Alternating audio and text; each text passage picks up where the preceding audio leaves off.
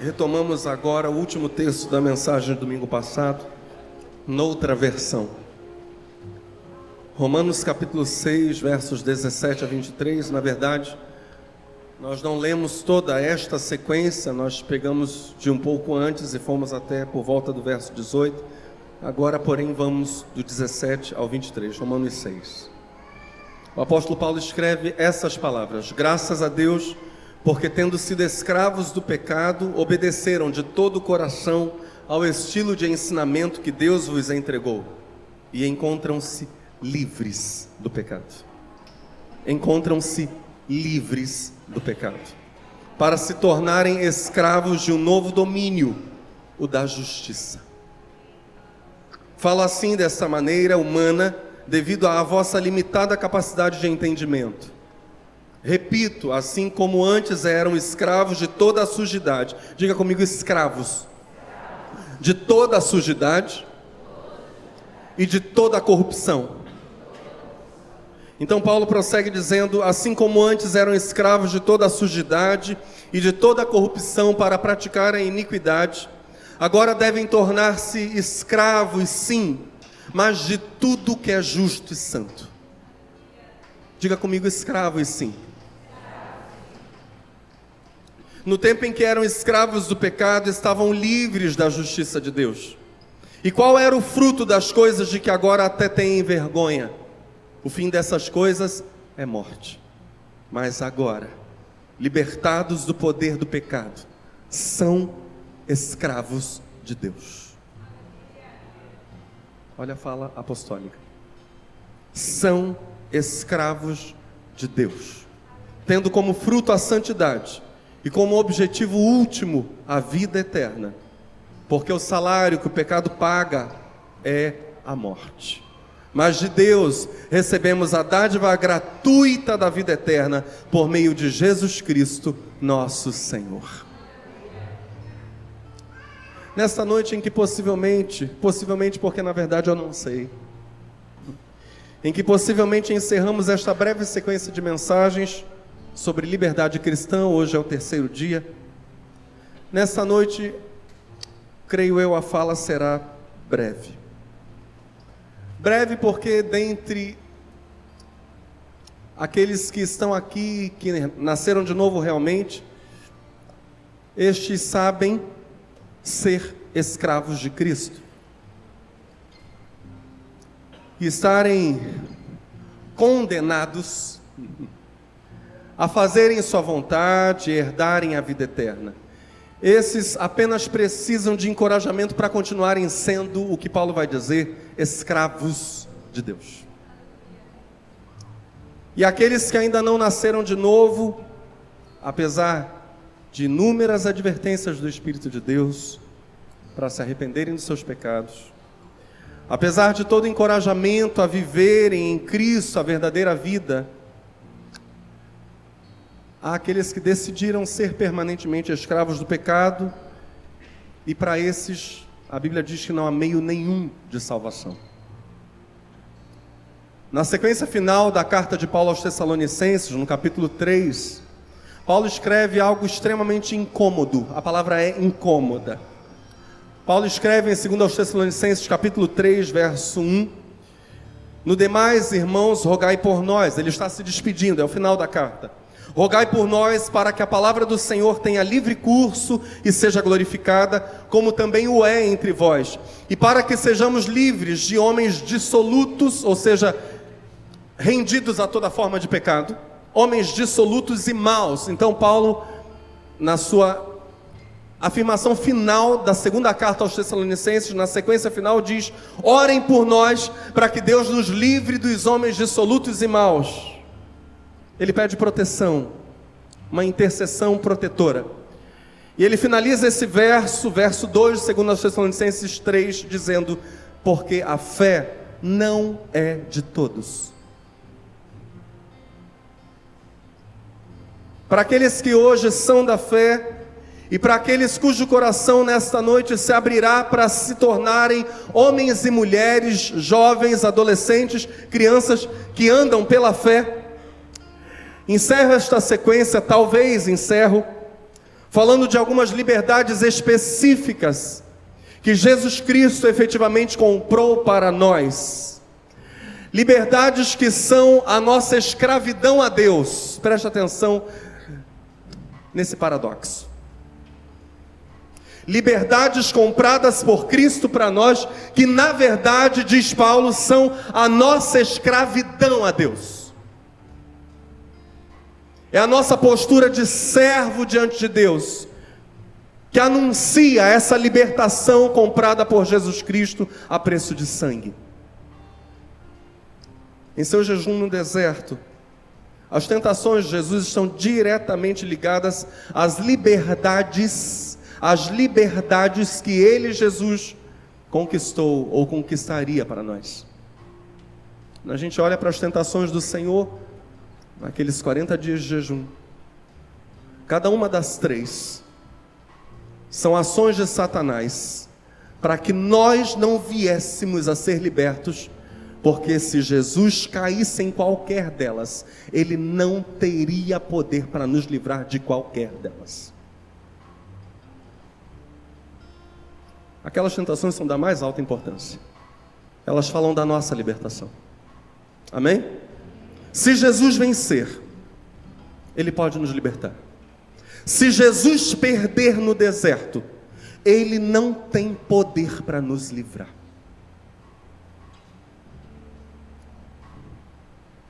Nesta noite, nós veremos apenas 2 das 3 tentações que a Bíblia menciona. Eu já gostaria de começar a sequência falando sobre aquilo de que Jesus nos libertou. Diga comigo, libertação do desejo de poder. Olha para o seu irmão com carinho, com amor, diz para ele: Jesus nos liberta do apego aos bens. Libertação.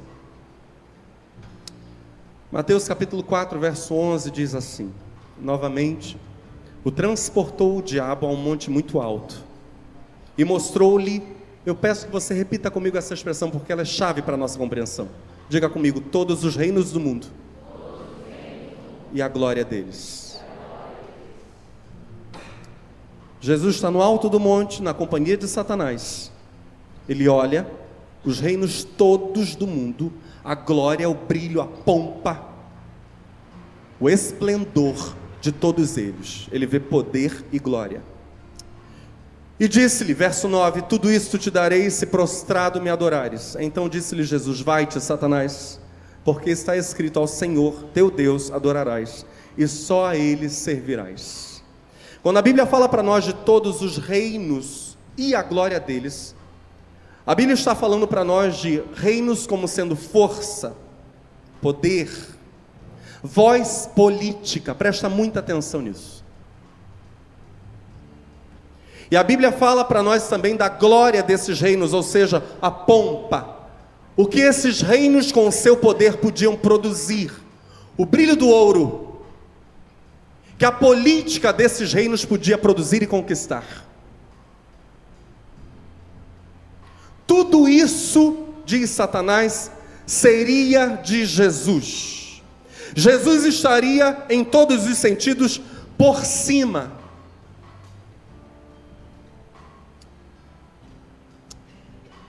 Mas, curiosamente, isso não cabia no Espírito de Cristo, não tinha espaço lá para isso. Jesus tinha vindo apenas como o servo de Deus, lá de Isaías 53, o servo sofredor. Ele era o menor, olha só, o menor no reino dos céus, que veio se fazer o menor neste mundo.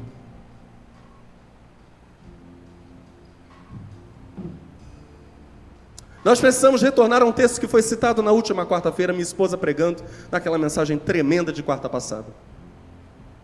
Naquele texto, Jesus fala de si mesmo, o texto é Mateus capítulo 11, verso 11, quando Jesus diz: em verdade vos digo que entre os que de mulher têm nascido, não apareceu alguém maior do que João o Batista. Ninguém maior que João, ninguém. Mas Jesus lança um desafio lógico. Ele diz: mas, diga comigo, mas aquele que é o menor no reino dos céus é maior do que ele.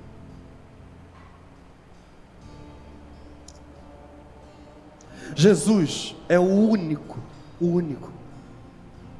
do reino dos céus que se fez servo dos homens. Jesus é o único do reino dos céus que desceu à terra em forma humana para morrer uma das mortes mais humilhantes que o mundo já viu, a morte de cruz. Enquanto possivelmente o que muitos de nós cremos a partir de Isaías 14, Ezequiel 28, os textos que são interpretados lá do Antigo Testamento como sendo referência à queda de Satanás, enquanto possivelmente houve um que quis colocar seu trono, diz a Bíblia, acima das estrelas de Deus e ser semelhante ao Altíssimo, houve outro que abriu mão de seu trono à direita do Altíssimo para se encarnar e morrer numa cruz. Além de se tornar o menor no reino dos céus, Jesus disse a vocês, se fez o menor no reino dos homens. Sobre isso profetizou Isaías, no verso 3 da famosa profecia de Isaías 53. Era desprezado, agora diga assim comigo, o mais rejeitado entre os homens.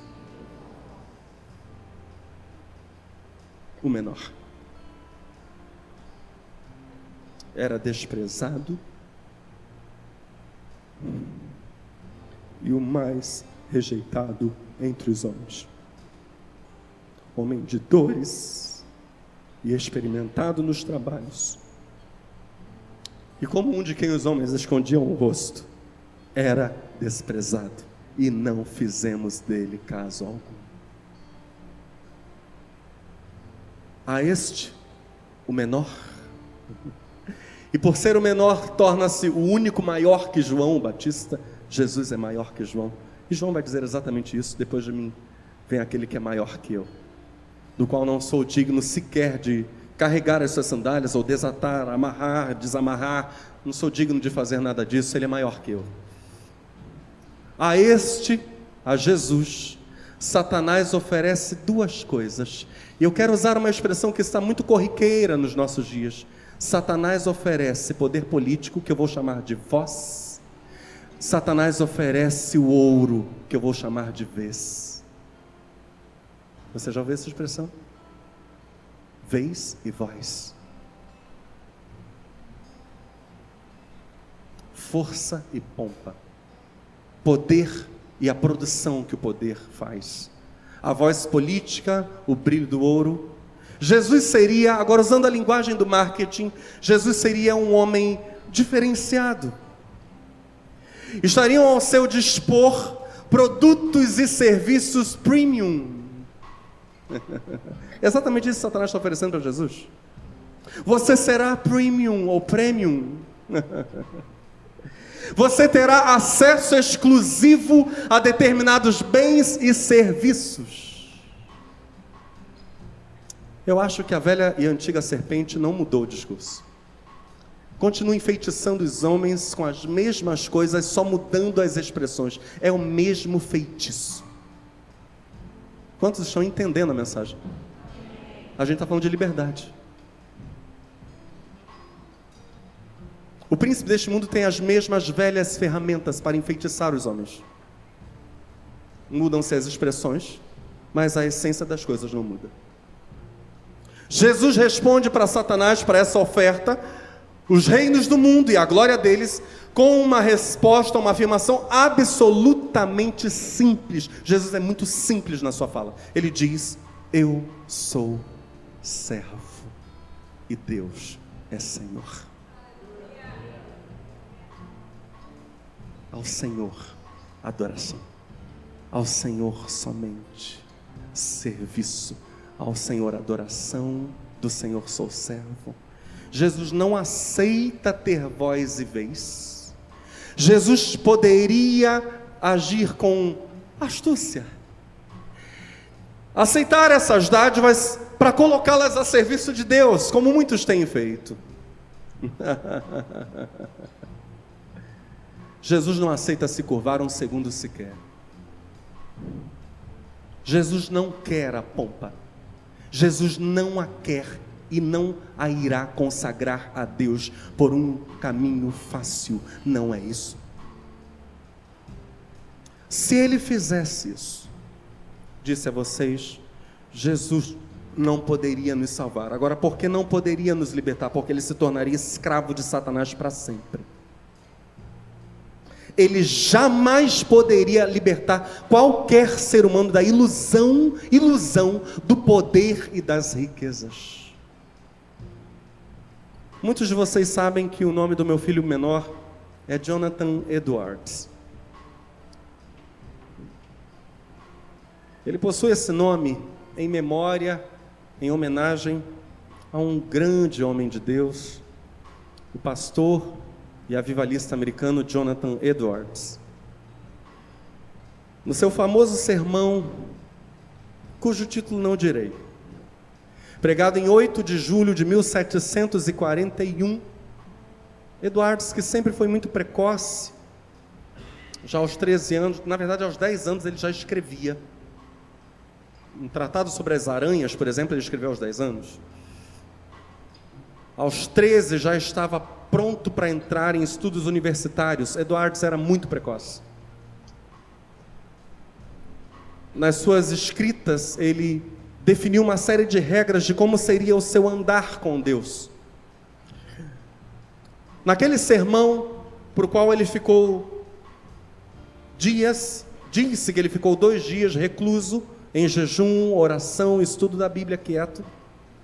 Dali saiu para pregar, e pregava escorado no púlpito, porque estava fraco. Pregava lentamente, lendo o texto, monotonamente lendo o texto. A Bíblia diz, a história da igreja diz, que as pessoas ficaram com seus corações muito apertados, tamanho o convencimento do Espírito Santo, enquanto Jonathan Edwards pregava.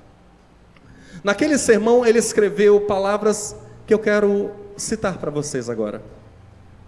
Todos os esforços e esquemas que os ímpios usam para escapar do inferno, ao mesmo tempo em que insistem em rejeitar a Cristo e permanecem, portanto, na impiedade. Todos os esforços e esquemas, diz Jonathan Edwards, não os livra um só instante do inferno. Quase todo homem natural que ouve acerca do inferno se gaba de que escapará dele. Ele depende de si próprio para a sua segurança e se exalta naquilo que faz, no que está fazendo ou no que pretende fazer. Cada um esquematiza as coisas em sua mente sobre como evitará a condenação e se exalta de que planejou muito bem para si mesmo e que seu esquema não falhará. Ouvem, na verdade, que poucos são salvos e que a maior parte dos que já morreram foram para o inferno. Essa era uma afirmação teológica de Jonathan Edwards, considerado um dos maiores teólogos da América. Contudo, cada um imagina que ajustou melhor as coisas para o seu escape do que os outros. Ele não pretende vir, esse ser humano não pretende vir a esse lugar de tormento, e diz consigo mesmo que pretende ter um cuidado efetivo e ordenar as coisas de modo que não haja falha. Mas os tolos filhos dos homens iludem-se miseravelmente em seus próprios esquemas e na confiança em sua própria força e sabedoria. Eles não confiam senão numa sombra. A maior parte dos que viveram até aqui, sob os mesmos meios da graça, e agora estão mortos, sem dúvida, foram para o inferno. Isso não aconteceu porque não fossem tão sábios quanto os que estão vivos. Não foi porque não tenham ordenado bem as coisas para assegurar seu escape. Se pudéssemos falar com eles e questioná-los um por um quanto a se esperavam quando vivos e quando ouviam sobre o inferno serem eles próprios objetos dessa miséria, sem dúvidas ouviríamos todos replicarem: não, jamais pretendi chegar aqui. Eu tinha ajeitado as coisas de outra forma em minha mente. Pensei que tinha planejado bem, que meu esquema era bom. Desejava tomar cuidado de verdade, mas tudo aconteceu inesperadamente. Não esperava por aquilo. Então, nem daquele modo. Veio como ladrão. A morte me surpreendeu. Oh, minha maldita tolice. Estava me gabando e me agradando com vãos sonhos sobre o que faria no futuro. E quando dizia paz e segurança, veio sobre mim repentina destruição. Jonathan Edwards está citando vários textos aqui nas entrelinhas. Um deles é uma afirmação paulina: quando disserem paz e segurança, virá sobre eles repentina destruição. Mas a Bíblia está dizendo para nós, na história lá da tentação, que Jesus, ao vencer Satanás, tornou-se capaz de nos libertar da sede pelo poder e pelas riquezas, como se essas coisas fossem capazes de nos dar salvação. Não são. Nada a não ser Cristo, ninguém a não ser Cristo pode nos salvar. Nada. A fortuna que for não nos dá segurança alguma.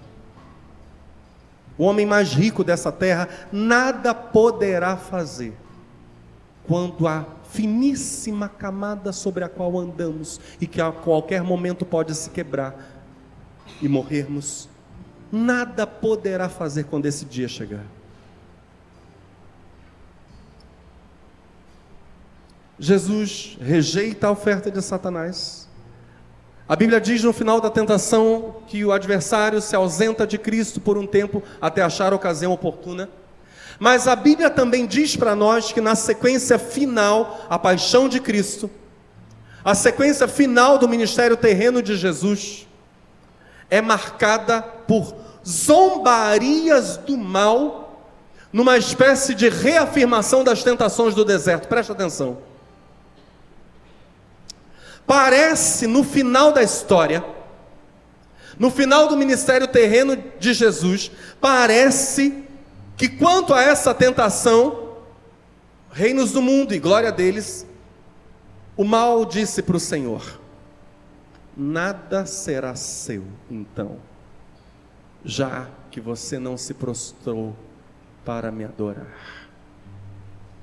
Onde está isso, pastor? Mateus 27 fala dessa zombaria intimamente ligada a poder e a ouro. Uma das zombarias na paixão. Verso 28 diz assim: despindo-o, o cobriram com uma capa de escarlate.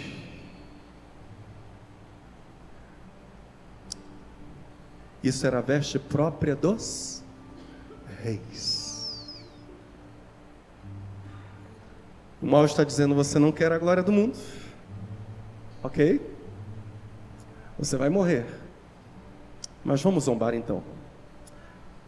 A Bíblia diz: soldados colocam sobre o Senhor uma capa de escarlate e tecendo uma coroa de espinhos. Puseram-lhe na cabeça e em sua mão direita uma cana, uma espécie de cetro. E ajoelhando-se diante dele, o escarneciam dizendo: salve, Rei dos judeus.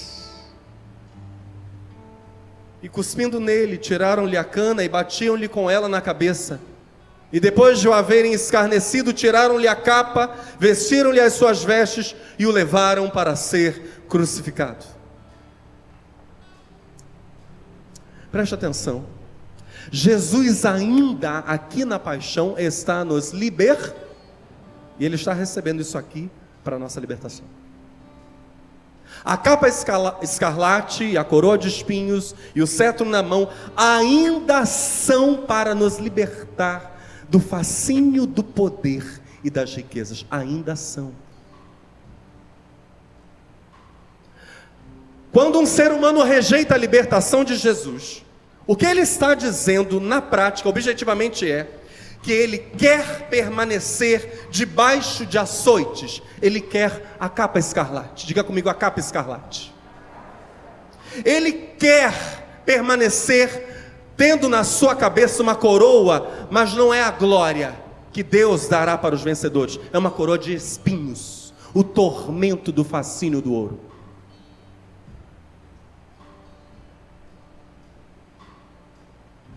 Há pessoas que dizem ainda querer sofrer com os instrumentos da tortura que Jesus já recebeu e pelo seu glorioso poder já aniquilou. Jesus aniquilou o poder dessas coisas. Jesus aniquilou essas coisas como instrumentos de tortura para que o homem seja livre desses fascínios. Jesus já sofreu para que sejamos livres. Ele já vestiu a capa escarlate. Ele já fez uso da coroa de espinhos. A pergunta que a gente precisa fazer é: por que alguém permaneceria cativo dessas coisas, sofrendo ainda a zombaria do mal?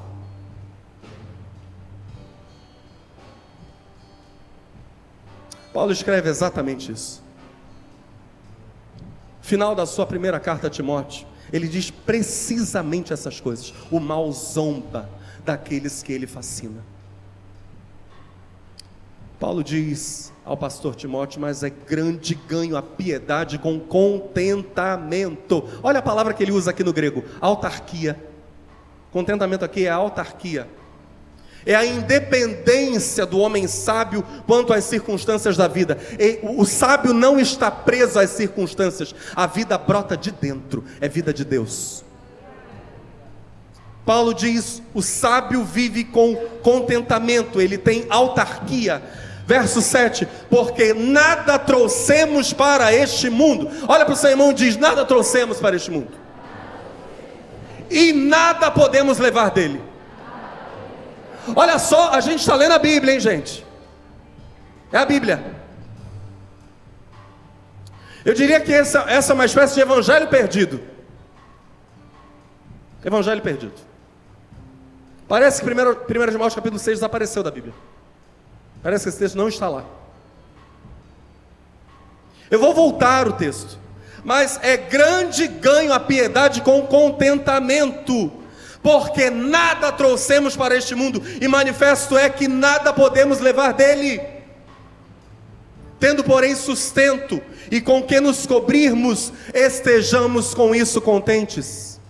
O populismo barato do falso evangelho está aí como fogo na palha, queimando como fogo na palha. Mas os que querem, e Paulo usa um verbo muito específico aqui, ele fala sobre os que estão focados, determinados nisso que ele vai dizer. Mas os que querem, verso 9, estão focados em ser ricos. Olha o foco deles. Caem, diga comigo, caem. Paulo diz: caem em tentação e em laço ou armadilha, e em muitas concupiscências, desejos da carne, loucas e nocivas, que submergem os homens. E aqui ele usa o verbo butizuzim. Butizuzim é o mesmo verbo usado para se jogar uma pessoa no mar. Você pega uma pessoa e joga no mar, como o que foi feito lá no livro de Jonas. Paulo diz: as pessoas que querem ser ricas caem em tentação, elas estão sendo jogadas ao mar. Um mar de quê, Paulo? Um mar de, diga comigo, ruína e perdição.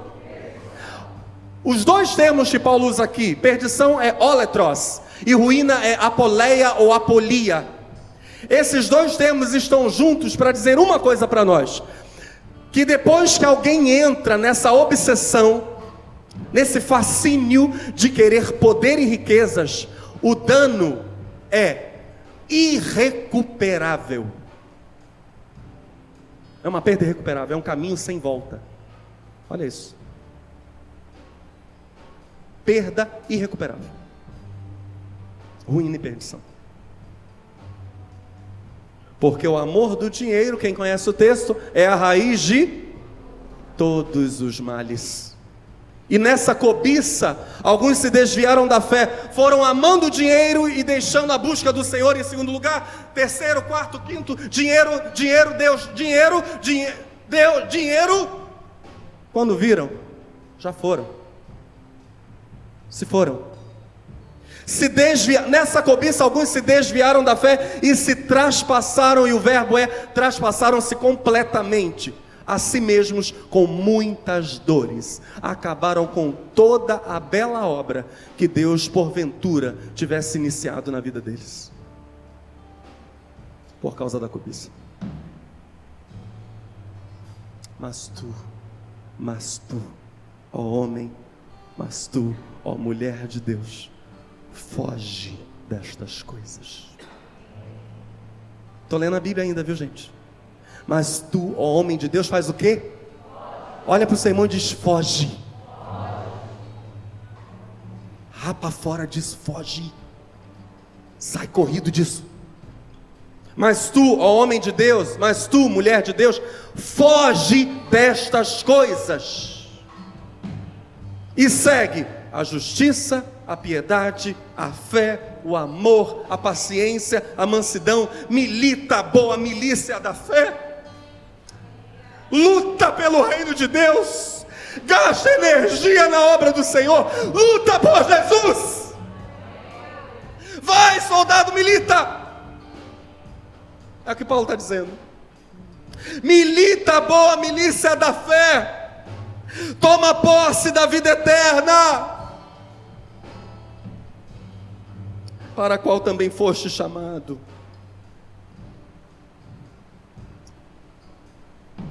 Essa semana um dos meus filhos dizia: pai, quando o senhor estava no campo, o senhor pediu a Deus vida boa.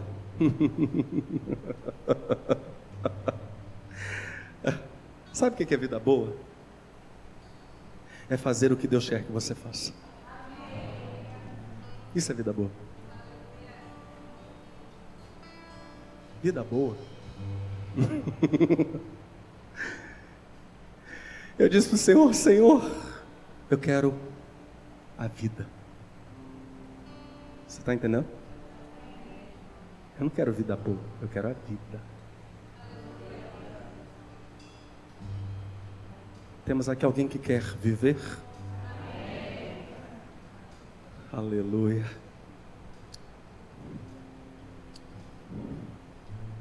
Mando-te, diz Paulo, diante de Deus que todas as coisas vivifica, e de Cristo Jesus, agora diga comigo, que diante de Pôncio Pilatos deu testemunho da boa confissão.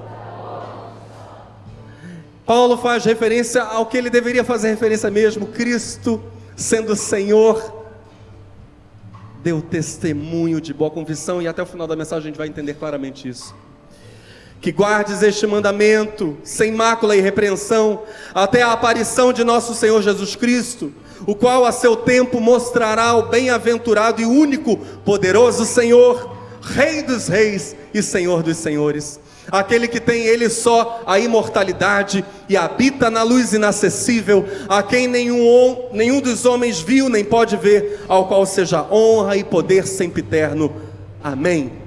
E aí Paulo escreve instruções a Timóteo como pastor: manda aos ricos deste mundo que não sejam altivos, não pensem exaltadamente, não sejam orgulhosos, não se gabem daquilo que têm, que pela graça de Deus possuem, não.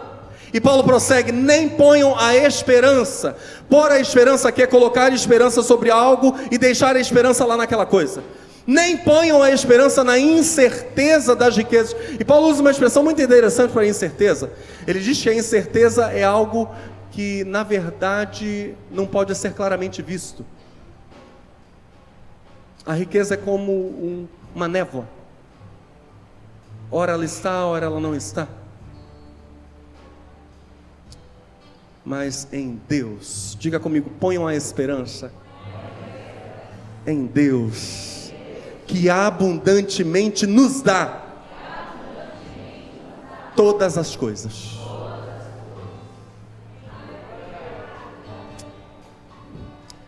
Paulo diz: Deus, que abundantemente nos dá todas as coisas para delas gozarmos, que façam o bem, enriqueçam em boas obras, repartam de boa mente e sejam, olha só o texto, koinonikos.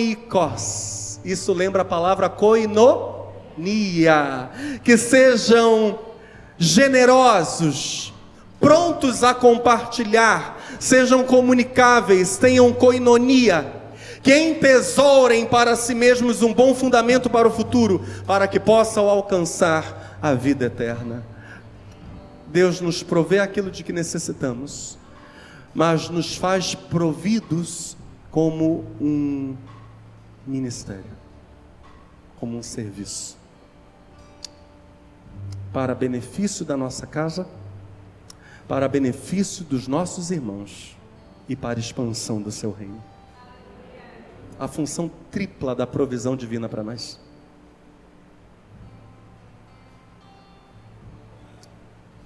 Em segundo lugar e último, Jesus passa por uma tentação que eu diria ser a tentação da falsa religião. Ele vence a tentação do poder e do ouro, da voz e da vez, mas ele também vence a tentação da falsa religião. Diga: Jesus Cristo nos liberta da falsa religião. Mateus capítulo 4, verso 5. Então o diabo transportou a cidade santa e colocou-o sobre o pináculo do templo. Jesus está onde? Em que lugar? No pináculo do templo, em qual cidade? Meu Deus! Não haveria local mais santo no qual Jesus pudesse estar. O topo do templo de Jerusalém. E disse-lhe o diabo: se tu és o Filho de Deus, lança-te daqui abaixo, porque está escrito: aos seus anjos dará ordens a teu respeito, e tomar-te-ão nas mãos, para que nunca tropeces em alguma pedra. Disse-lhe Jesus: também está escrito: não tentarás o Senhor teu Deus. Jesus estava, pense comigo, no ponto mais alto do santo templo, que ficava na cidade escolhida por Deus para ser seu santuário. Jesus estava no coração do culto a Deus. E aí Satanás diz: desça em glória, porque os anjos vão te segurar. Salta, será algo glorioso. Desça em glória e seja o centro do culto, na cidade santa, no topo do templo. Alguém diria: ora, isso não era devido? Jesus não era digno de ser o centro do culto? Ele é digno? Amém, ele é digno, aleluia. Jesus não é o próprio Filho de Deus, ele é o Filho de Deus. Ele é um dos membros da Santíssima Trindade, é o Eterno, é, aleluia, ele é, amém, sim, é. Mas há verdades centrais que nós precisamos entender neste exato momento. Estamos juntos? Temos aqui alguém faminto pela palavra de Deus? Jesus abriu mão de seu status divino. Jesus não veio, preste atenção, não veio glorificar a si mesmo. Jesus não veio se exaltar. Se alguém viesse a exaltar Jesus, como por várias vezes aconteceu, se alguém viesse a se prostrar diante de Jesus e até o adorar, como aconteceu, essa seria uma obra do Pai, como o próprio Jesus vai dizer. O Pai traria esse estado de iluminação do entendimento, essa condição de devoção a Cristo ao coração do ser humano. Ninguém chegaria ao Pai, disse Jesus, a não ser por Cristo mesmo. Ninguém vem ao Pai senão por mim, ele falou. Mas também é verdade que ninguém chega a Deus Filho a não ser por obra do Pai. Só é possível se chegar ao Filho se o Pai iluminar o entendimento e trouxer a pessoa até o Filho. No dizer do próprio Senhor Jesus em Lucas 14:11, qualquer, diga comigo, qualquer que a si mesmo se exaltar será humilhado, e aquele que a si mesmo se humilhar será exaltado. Pedro conta para nós lá no discurso de Pentecostes, Atos 2, verso 32, as seguintes palavras: Deus ressuscitou a este Jesus, do que todos nós somos testemunhas, de sorte que, exaltado pela destra de Deus, e tendo recebido do Pai a promessa do Espírito Santo, derramou isto que vós agora vedes e ouvis. Jesus vem para ser exaltado por seu Pai. Ele não se exaltaria. Estamos juntos?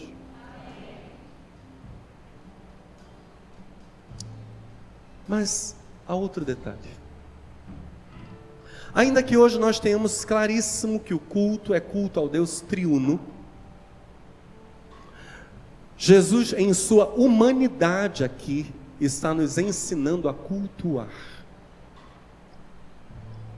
Nenhum dom, nenhuma capacidade espiritual, nem nosso dom ou capacidade, nossa ou nosso, ou de outra pessoa, pode nos fazer esquecer da bondade e da santidade de Deus. Nem mesmo o homem perfeito, e aqui Jesus está como homem perfeito, nem mesmo o homem perfeito merece culto. Olha do que nós estamos falando. Se Israel não soubesse, ou até que Israel soubesse, se Israel não soubesse que Jesus Cristo não era apenas homem, mas também Deus Filho vindo ao mundo, enquanto Israel não soubesse da divindade de Cristo, divindade essa que ele foi passo a passo revelando, o culto precipitado seria culto a um homem poderoso. Jesus seria transformado num ídolo.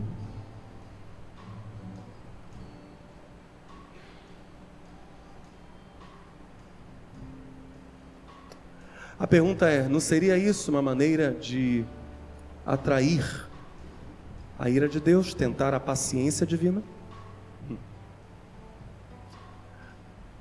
Por isso Jesus diz: não tentarás ao Senhor. Eu não vim aqui para virar ídolo, não. Os homens ainda não sabem que eu sou divino. Iam fazer que nem fizeram lá com Pedro e João na Porta Formosa, lembra? Quando o coxo entra, o povo vem para prestar culto, e Pedro: para com isso, somos homens como vocês. Jesus iria passo a passo revelar sua verdadeira, ou a sua identidade mais secreta, a sua divindade, mas agora ainda não. Diga comigo: nem o homem perfeito merece culto. O mal zomba de Jesus no período da cruz, no momento que antecede a cruz. Zomba dessa identidade divina revelada passo a passo. Eu diria, uma identidade divina não imposta. Aqui vale. Ele vai revelando passo a passo. Ele chega a perguntar para os discípulos: quem dizem os homens que eu sou? Alguns dizem que o Senhor é o profeta tal, o profeta tal. Jesus diz: e vocês, o que dizem de mim? A pergunta de Jesus é: vocês já sabem? Vocês já descobriram a minha verdadeira identidade? Vocês já se abriram para essa revelação do Pai? E Pedro diz: tu és o Cristo, o Filho do Deus vivo. Jesus diz: não foi carne e sangue que te revelou isso, Pedro. Foi meu Pai que te revelou. Você chegou. O mal queria que Jesus fosse transformado num ídolo. Como ele não aceitou isso, o mal zombou. Mateus capítulo 26 é o penúltimo texto. Ora, os príncipes dos sacerdotes e os anciãos e todo o conselho buscavam falso testemunho contra Jesus, para poderem dar-lhe a morte, e não o achavam, apesar de se apresentarem muitas testemunhas falsas. Mas por fim chamaram duas e disseram: este disse: eu posso derribar o templo de Deus e reedificá-lo em 3 dias. E levantando-se o sumo sacerdote, disse-lhe: não respondes coisa alguma ao que estes depõem contra ti? E Jesus, porém, guardava silêncio. Diga comigo: silêncio. Meus irmãos, Jesus está esperando. Olha que coisa tremenda. Jesus está em silêncio, esperando para dizer algo surpreendente. Olha só. E insistindo, o sumo sacerdote disse-lhe: conjuro-te. Ou seja, eu exijo sob juramento que você fale. Conjuro-te pelo Deus vivo. É a maior autoridade religiosa do país inteiro. Esse era o sumo sacerdote. A maior autoridade religiosa de toda Israel, olhando na cara de Jesus, dizendo: fala.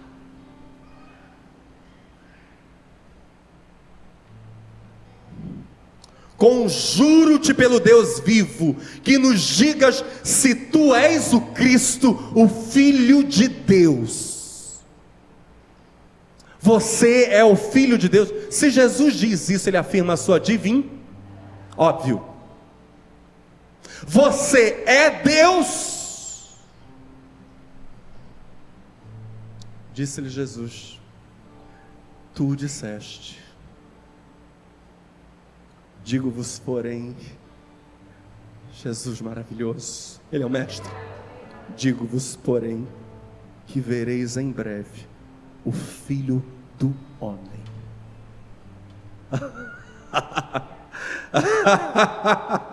O Filho do Homem, assentado à direita do Todo-Poderoso e vindo sobre as nuvens do céu. Então o sumo sacerdote rasgou as suas vestes, dizendo: blasfemou! Para que precisamos ainda das testemunhas? Bem ouvistes agora a sua blasfêmia, que vos parece? E eles responderam: é réu de morte. Então cuspiram-lhe no rosto. Olha a falsa religião que está fazendo. E lhe davam murros, e outros esbofeteavam, dizendo: profetiza-nos, Cristo, quem é o que te bateu? Jesus, em silêncio, mantém em sigilo sua identidade maior. Ele sabe quem ele é. Ele não revela, nem em palavras, nem em ações. E é acusado de blasfêmia.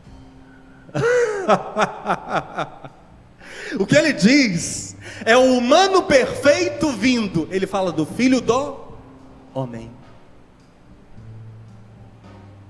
Eles não entenderam algo que talvez muitas pessoas até hoje não entenderam, que a declaração de Jesus aqui exaltava a majestade do Pai e o plano perfeito do Pai.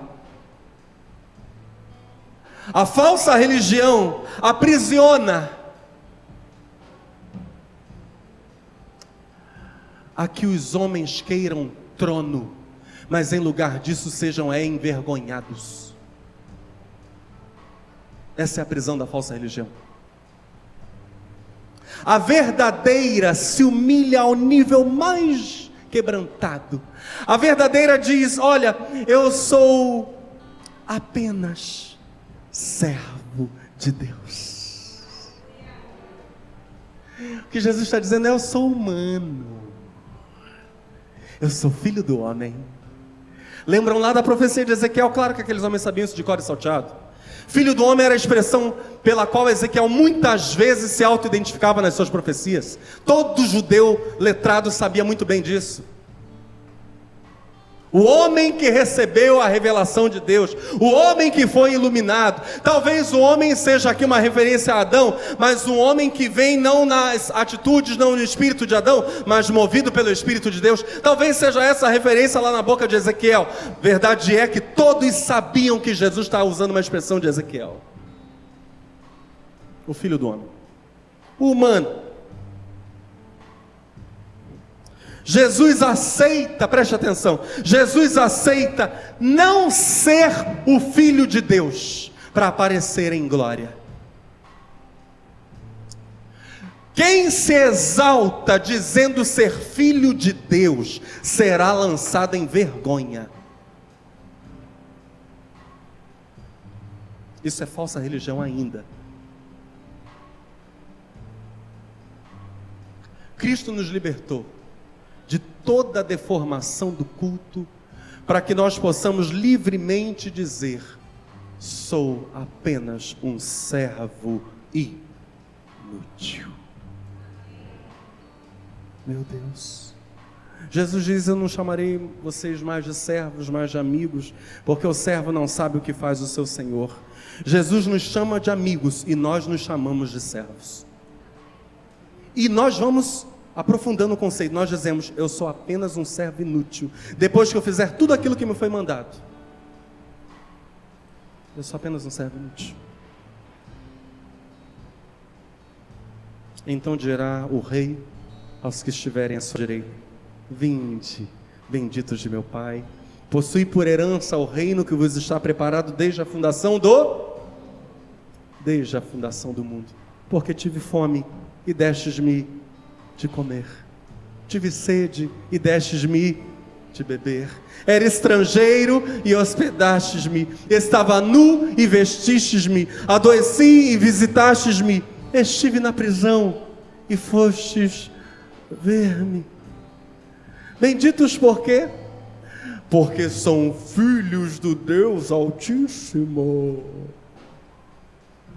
Ah, meu Deus, quanta vaidade nos nossos dias, meus irmãos. A vaidade da falsa religião. Somos filhos? Sim. Aleluia, somos filhos, coisa maravilhosa. Oramos como disse o Senhor Jesus: Pai nosso que estás no céu. E enquanto dizemos Pai nosso, também dizemos: venha o teu reino, seja feita a tua vontade. Não nos exaltamos, descemos. Eu gostaria que a gente entendesse essas coisas, que a gente captasse esses conceitos. Temos aqui algum servo de Deus? Serva? Temos alguma serva de Deus aqui hoje?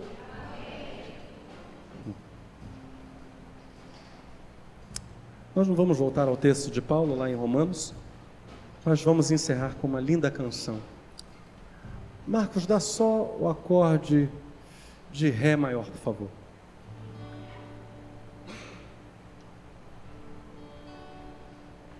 Eu vou cantar a capela. Essa é uma velha canção de um pastor chamado Paulo César Brito, da Igreja Maranata. O nome dessa canção é Faz-me um Servo. Só quem é cristão lá da década de 80 conhece essa canção. Talvez. Então vou pedir que você nem tente cantar, Marcos não vai tentar tocar, mas que você, enquanto ouve esta canção, ore dizendo: sim, Senhor, é isso aí. É isso que está faltando nos nossos dias. Servos e servas de Deus, que não caem no laço do diabo.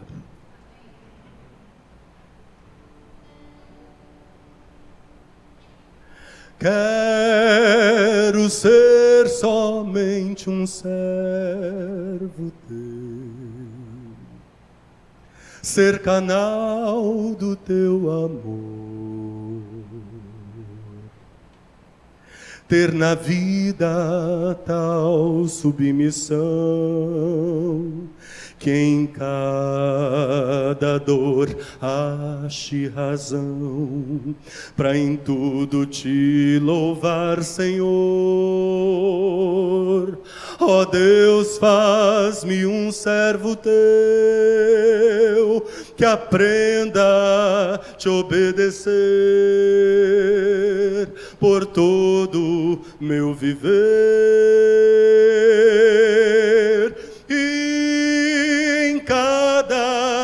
coração, ser servo e resistir, seguro na oração.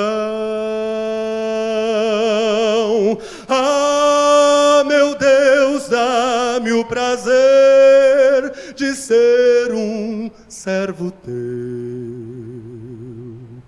só um servo e nada mais. Ser um servo e então viver, ser um servo e achar paz, confundir o mundo e seus padrões, crucificar-me em tua cruz, gastar-me neste afã, Jesus, a vida te oferecer, provar para sempre a tua luz. Ser servo é promoção, ter mais vida por morrer, ter tudo e nada ter, andar em comunhão. Ah, meu Deus, dá-me o prazer de ser um servo teu, só um servo e nada mais.